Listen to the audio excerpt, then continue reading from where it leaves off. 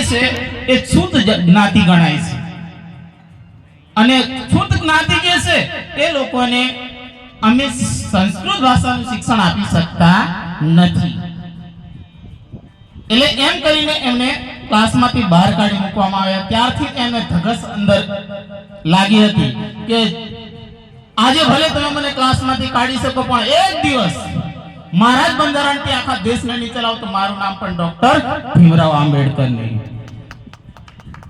આવી રીતે એમણે એ વિચાર મગજમાં ફિટ કરી દીધો એ વિચાર પ્રમાણે રાત દિવસ કામ ચાલુ કર્યું અને એમણે આજે આપણે પોસ્ટર પર જોઈ શકીએ છીએ અને દેશના બંધારણ ના ઘડવૈયા કહેવાયા છે એટલે આજના દિવસે હવે વધારે ટાઈમ ના લેતા પ્રસંગને અનુરૂપ મારો વક્તવ્ય જે રજૂ કર્યું ત્યાર પછી આવેલા તમામ મહેમાનો તેમજ આખો સ્ટાફ અને અમદાવાદથી દૂરથી બીજા રાજ્યોમાંથી પણ જેમણે આવ્યા છે એમને